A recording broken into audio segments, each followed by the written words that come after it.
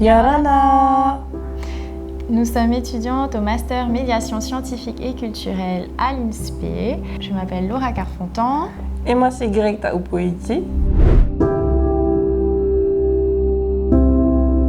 Le thème du Heiva des sciences cette année était l'émotion de la découverte. Et pour ce faire, nous avons choisi le sujet de l'effet de serre.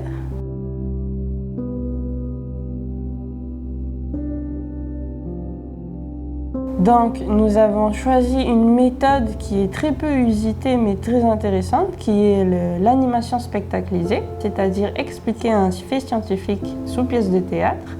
Moi, j'ai joué le soleil pour expliquer les effets naturels qui contribuent à l'effet de serre.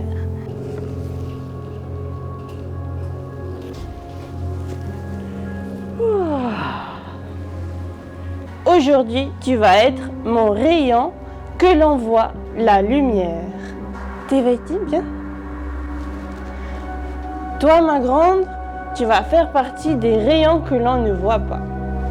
Et tu vas être mon rayon ultraviolet. Bien, Rosine. Et toi, ma grande, tu vas aussi être un rayon que l'humain ne voit pas. Tu vas être mon rayon infrarouge. Et il faut savoir aussi que la Terre également produit des rayons infrarouges. Donc elle est chauffée par moi, le Soleil, mais elle émet aussi des rayons infrarouges qui se dirigent vers la couche d'ozone. Et c'est ça qui permet de garder la chaleur autour de la Terre. Mais je ne suis pas le seul à agir sur l'effet de serre. L'effet de serre, c'est ce que nous venons de voir ensemble. La serre, c'est comme une paroi qui protège quelque chose.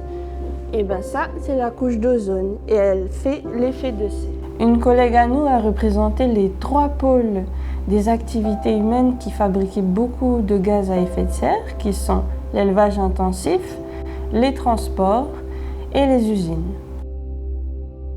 Ensuite, après ça, notre collègue a distribué aux enfants un exercice sur table. Dans cet exercice, les enfants devaient classer les différents types de gaz à effet de serre, mais également expliquer quel gaz était provoqué par quelle activité, si c'était l'activité naturelle ou l'activité humaine. Après cette partie-là, c'était mon tour et donc j'ai choisi de montrer aux enfants une expérience qui a été filmée par nos soins.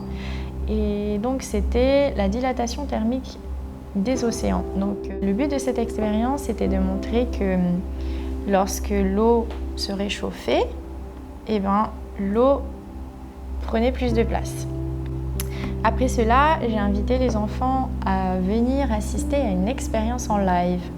Donc cette expérience, c'était pour moi la plus marquante et la plus importante puisque en version accélérée, nous avions décidé de montrer la fonte des glaces et donc la montée des eaux et donc leur dire que même si la banquise est très très loin de nous ici en Polynésie, ça nous impacte quand même.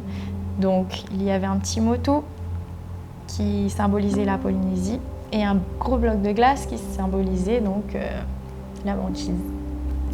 Et au fil de l'expérience, les enfants ont pu voir que la banquise avait fondu quasiment totalement et que l'eau avait augmenté. Donc après ça, je leur ai demandé qu'est-ce qu'ils avaient compris, qu'est-ce qu'ils tiraient comme conclusion de cette expérience. Et ils ont été émus de voir qu'un phénomène qui se produit si loin de nous peut nous impacter. Et après ça, j'ai terminé par une partie conclusion, solution, pour leur montrer que tout n'est pas fini, il y a encore de l'espoir, qu'il suffisait de réduire nos émissions de gaz à effet de serre. Et donc à la fin de cette expérience, j'ai demandé aux enfants quelles seraient, selon eux, des solutions qui feraient en sorte qu'on émettrait moins de gaz à effet de serre. Et donc beaucoup ont répondu le covoiturage, utiliser les transports en commun, le tri des déchets. Donc tout ça m'a prouvé qu'ils étaient quand même un petit peu conscients du problème et je leur ai donné un peu plus de solutions du coup par rapport à ça. Du coup, la méthode qu'on a voulu utiliser, c'était surtout de passer par l'animation spectaclisée, d'établir un fil conducteur avec une représentation, celle des 3 pôles, pour finir par une pratique, dont le but était de faire ressortir l'émotion de la conscientisation et de vulgariser ces données scientifiques qui pourraient paraître complexes, de les rendre accessibles. Merci pour votre attention. Merci d'avoir participé à notre activité. Et on se dit à l'année prochaine.